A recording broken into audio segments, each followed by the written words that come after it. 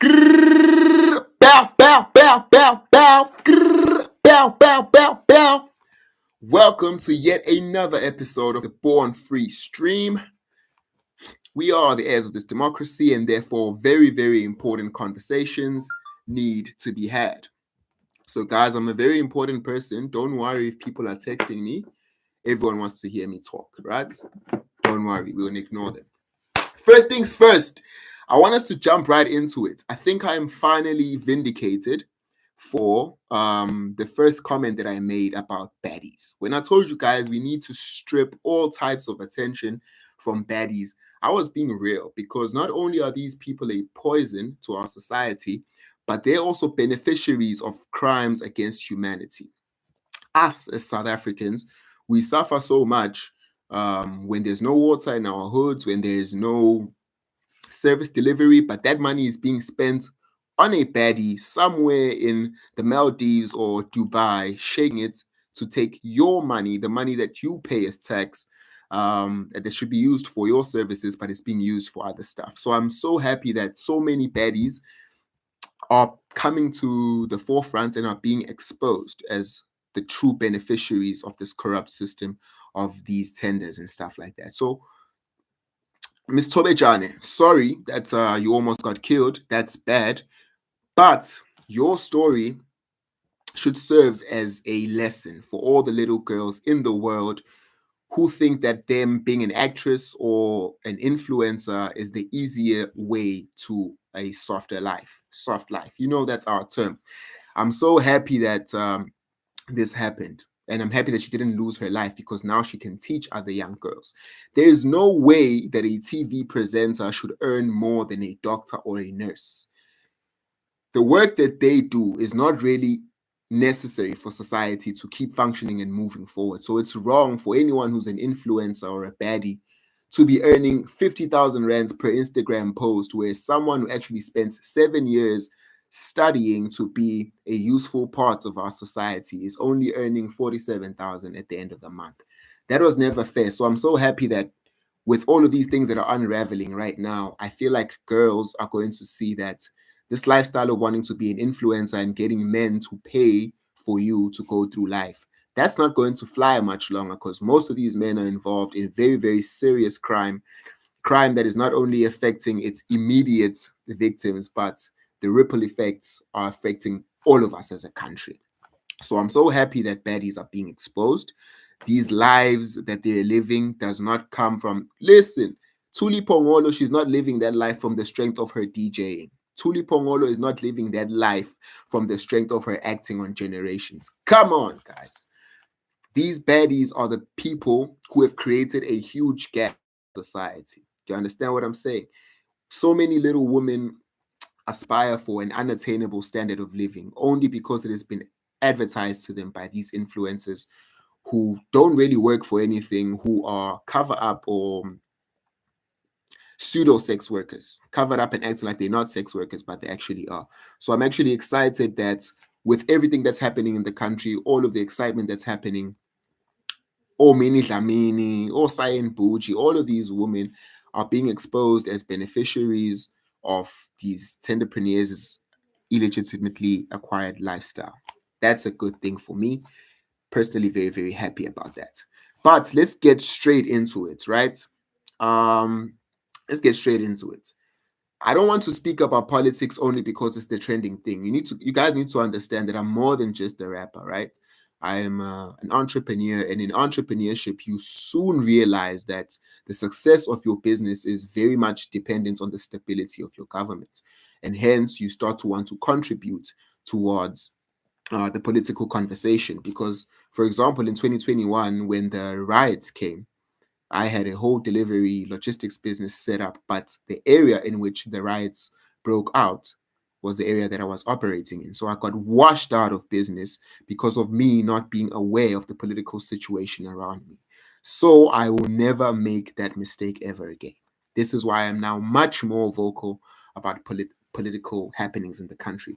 So now let's investigate a bit of what General Mkhwanazi has spoken about from the time he came out on the 6th till now. And let's see how much of it has been proven to be true, because there have been some repercussions and knock-on events that have transpired from that particular press briefing. So the first thing that I want us to really address is KT Katiso Molefe has now been arrested. So for those of you guys who do not know who KT Katiso Molefe is, this is a guy who's a businessman. He lives in Sandton, doing very, very well for himself. But he got arrested because he was found to be the paymaster behind a hit, right? The hit was performed on a man called Armand Swart. So this guy basically worked for an engineering company called QTech. So if uzazi izinto, then you must know ukuthi QTech, they're a company that actually does the stuff. Transnet is a company that provides tenders. And then there's always going to be a middleman who comes in, quotes for the tender, then finds a company that actually does the work, and then inflates the prices. That's how the tender system works. So there was a particular pot that they were selling for 3 rands 20. And then Mr. Katiso's company came, they quoted for that particular pot, which is 3 rands 20, and they quoted for 152 rand per pot. So a tender that was going to cost 25,000 rands to complete ended up being a whopping 1.2 million rand. Okay? So that type of inflation obviously alarmed the people at QTech. So one of the people from QTech jumped over Gadiso's company to go and alert the people at Transnet to tell them, hey guys, this is severely inflated as compared to what we actually charge for it. So that's what led to Mr. Katiso Molefe deciding, hey, no, man, let me take out this Armand Swart guy. He's going to be a problem. So he orders the hit. Allegedly. Listen, I wasn't there. So he orders the hit, and the hit is carried out. Unfortunately, Mr. Swart was not the intended target, but the message was, you guys do not mess with our business. Now, what happened is when they were investigating the murder of Mr. Swart, the ballistics experts were able to link that gun that shot Mr. Swart to a couple of other murders. So, what murders were those? One of those murders was the murder of DJ Sumbody, very famous DJ Monatimbula, Ayep. It was DJ Sumbody and the botched assassination on Tebogo Tobejane. I think that's her name, but I just know she's a Tobejane. So this now created a link between Katiso Molefe, the murders, and also to Ket Matlala, who used the same hit squad to try and take out Tebogo Tobejane. So according to Mkhwanazi's claims, that part is already proving to be true. That part is already proving to be true. So I could say that his credibility compared to the politicians who were backpedaling, he's actually proven to be more honest and more based in his accusations, more than the politicians have been in their rebuttals, right? So he was the paymaster behind the hit, and that hit now connects him to Mr. Ket Matlala. Now, what makes this more interesting is that if you tell against Mr. Molefe, you get murdered. If you tell against Mr. Matlala, you get murdered, because he also still has this whole situation going on with the whistleblower from the Tembisa hospital, which is Babita Diokaran. She also exposed a similar type of fraud that was going on in the Tembisa hospital, where she uncovered that there were like thousands of payments that were below the value of 500,000 Rand that were all linked to one company, right? So that basically proved that, okay, there was some fraudulent activity going on here. Miss Babita Diokaran got murdered, same way that Armand Swart got murdered. So these people have something called a modus operandi. If you guys know anything about how criminals move, an MO is a modus operandi, which is once you get your own style of committing a crime, then you stick to that style because it works for you. That's why you see people who are serial killers and serial rapists. They tend to have a certain formula that they follow to carry out the crime. So we see that in this particular cartel, the cartel of Mr. Molefe and Mr. Matlala, If anyone is a whistleblower, they get murdered.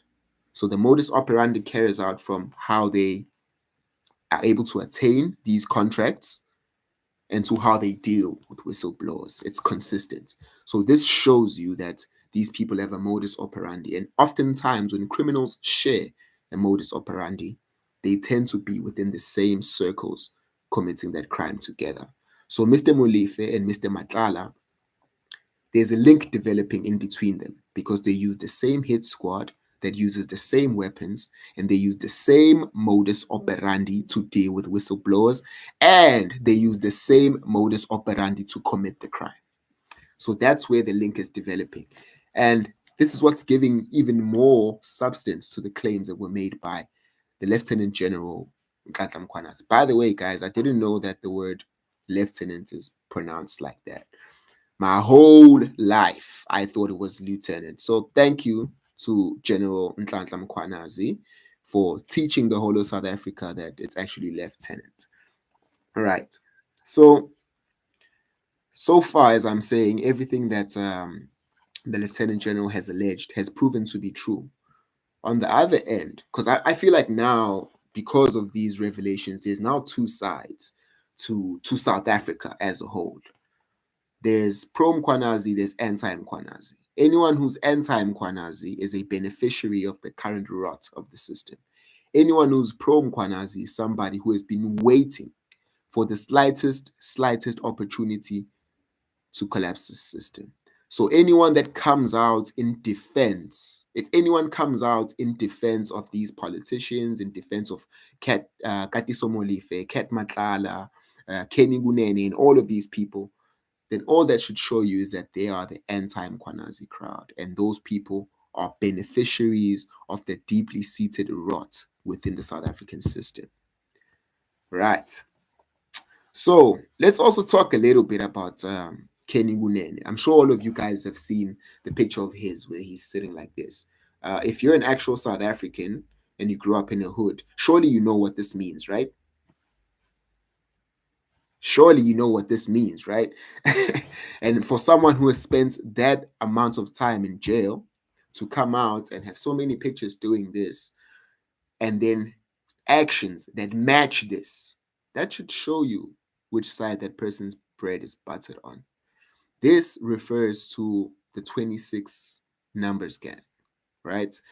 So these people are, this 6 stands for the dollar. These people are mainly focused on enriching themselves. That's their main hustle. The person who started the number 6 was Gray, right? And he was not a killer, not a rapist. He was a gambler. So the people who are 26s, those people only care about fattening their pockets.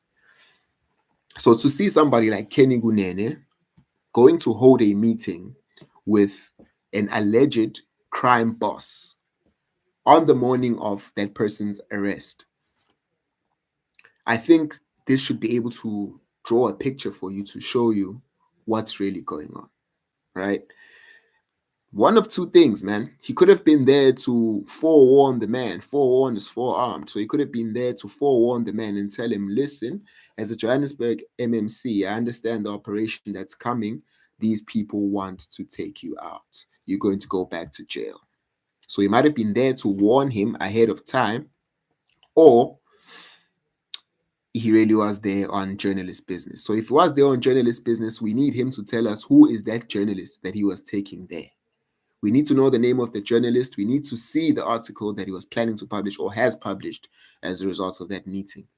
Or otherwise, we will just safely assume that whoever Kenny Kunene was with on that particular day, that was one of his cronies, and we will throw him under the bus. He's going to break under the weight of these allegations. The 26ers need him back in cell 23. Right. The problem with Mr. Molefe, right, it's that on the other time that he got arrested, there were hawks present. There were Metro Police present. This time around when he's getting arrested, there's a Johannesburg MMC present. So this is continually showing us how deeply linked he is to the African National Cartel. I don't call them the ANC anymore. I call them the African National Cartel. That's all that they are to me, because it's African nationals operating a cartel. So the ANC stands for African National Cartel. That's all I call them. That's all I know them to be. So that's the problem with Mr. Molefe. The first time he was being arrested, there was the Hawks present. Now, pressure. General Lebeya just came out, like the head of the Hawks. He says, no, we don't know Mr. Molefe. The only reason why we dispatched the Hawks at his house on the day of his arrest was because we got an anonymous tip-off that there were people who were acting like cops trying to raid his house. And then we, as the Hawks, acted expeditiously to go and intercept that crime. Now, I wonder if you, as a normal South African, could ever call the Hawks and tell them that I am being harassed by fake cops right here. Where would you even take the audacity to assume that people are being fake cops just because they are harassing you? Unless you had a history of never being harassed by cops. And any cop that harasses you must be somebody who doesn't know what's going on. That's the only time you would assume that, hey, I've got a bunch of fake cops right now trying to talk to me. But if you're a law-abiding citizen, the first thing that happens if a law officer, an officer of the law comes to you, you're not going to assume that, okay, these are fake cops. No. You're only going to assume that if you have a history of never being searched by cops, no matter what happens. Talking of history, 2003, Mr. Katiso Molefe was actually convicted in the United Kingdom in the year 2003 for being in possession of, you guessed it, drugs and guns. Right. But this actually goes a little bit deeper, because now I want to talk about why Mr. Katiso Molefe was even released on bail in the first place, for him to even be released on bail and then be rearrested yesterday. He was released by a judge called Deputy Judge President Letwaba. Now, there's another rabbit hole for you. Judge Letwaba is actually the same judge who sealed the CR17 bank statements. Apparently, according to Advocate Defo, he's also the same judge who, without any basis, decided to escalate his issue to try and get him debarred. It is also the same judge who ruled that Jacob Zuma needs to pay his legal fees for all of his appeals. And then he famously said Jacob Zuma would never win a case in his court. Now, I'm not saying I'm on anyone's side. I'm just trying to show you how it's a lie when they told you that the judiciary is impartial. You're right? This is why they're always saying, if you have information, go to the courts. Follow due procedure, because they know that due procedure itself is captured. Due procedure itself is captured. How can a judge of so many years' experience grant bail to someone who's clearly a flight risk, not only because they have multiple passports, but because they have a history of crossing borders and having too much activity that involves the border? So I don't understand how a judge could grant bail to that person unless that person was also lining the pockets of the judge.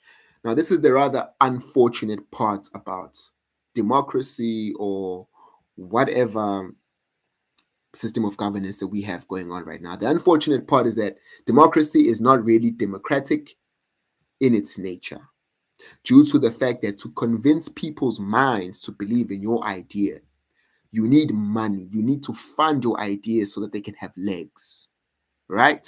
So if your ideas don't have legs, it's hard for you to influence people no matter how good they are. Now, if you're going to try and change an oppressive system that's oppressing you and not allowing you the ability to acquire resources, but it requires resources to influence people in order to change it, it just means that you're going to be stuck in a perpetual cycle of oppression.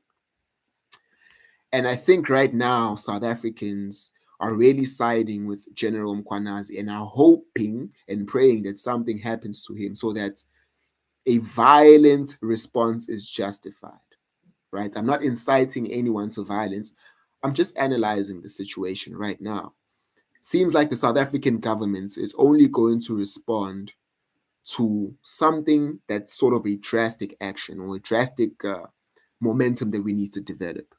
Because did we not just march 2 days ago and deliver some memorandum to the president to tell him we need him to step down? That's not happening, bro. It's crazy to me that we think we can use the same system that oppresses us to change the system. There's no way. The reason why all the judges and the politicians always tell us, hey, listen, go to court. Do you have any, what did I say? Do you have any evidence? Come forward. Come forward to the courts of law and make sure. Come forward to the courts of law and make sure that the judges have that information. Let's investigate it. All of these bodies are captured. But the main issue about all of this is that our president is busy addressing the issue of the Department of Education and that clearly non-deserving minister DI hire that was there. And he thinks that we as a country are going to celebrate him axing that lady. Dude, I don't even know that lady. I don't even know what she did with the setters. There's so much rot in education. I don't even want to go there. But I want the president to focus strictly on the issue of the police. Why? Because the Department of Policing is what's going to ensure that we have a safe country. So much investment doesn't want to come into this country because it's not safe anymore. A safer country means that we can robustly grow our economy because I think, I don't know, perhaps you guys could tell me in the comments, but I think personally that one of the reasons that we cannot have a 24-hour economy going is because South Africa is just not safe. It's not the type of country that's structured in a way where you can run your shop 24 hours. You know, past a certain time that the boys are going to come there, you know? So we need to make this a safer country. So in a way, what's happening right now really does give me faith because previously I was starting to become pessimistic. I thought South Africa was riddled with crime and it was a violent society. There was no future for it. But now that I see that most of the crime is being committed by the same group of people for the same reasons, that actually revitalizes my hope for this country. Because on a day-to-day, I communicate with South Africans, and I don't think South Africans are radical. South Africans are not radical. South Africans are not the type of people that believe in communism and all of those things. All those radicalized ideas, they'll never work here in South Africa. I'm just be real with you. Here in South Africa, people just want the opportunity to be safe, to work hard and have their hard work actually rewarded, and to have a corruption and crime-free society. We just want the playing fields to be leveled. We don't want any extra, yo, we hate this group or any. No. We don't want that. We come from that. We know that it doesn't work. This country is actually so ahead in terms of most countries because we have the opportunity to model to the rest of the world how a multicultural society can exist while still preserving each and every culture's individual strengths and what makes them unique. So I know South Africans do not want anything drastic. We just want all the corruption to stop. We want to be safe. We want to raise our families. Men want to be able to just have a job, provide for their wives. Well, however many wives you want to have, that's on you, brother. I'm not going to hold you to that. But we all just need the opportunity to be able to provide for our wives, provide for our families, and be safe. So now that this house of cards is falling simultaneously, for me, and I think for most people, this is a moment where hope is beginning to come back rather. Because I was starting to think all of society is corrupt. Every single person that I'm dealing with is corrupt, but it has come to be revealed over time that it's only a certain group of people, those who sit atop of the country, that are ensuring that this corruption filters down to ground level. And most of us do not want that. Most South Africans are not happy with that arrangement. So I am happy that these things are coming to light. I'm so happy that so many cases are coming to light. And hopefully this is going to be the start of us collapsing this house of cards. Thank you for being with me on another stream of the Born Free Network. We are the heirs of this democracy and therefore very important conversations need to be had. Please make sure that you like this video. Please make sure you subscribe to the channel and make sure that you are ready for the next Born Free Network stream. This is your boy Flex Rabaizi. Until next time, thank you very much.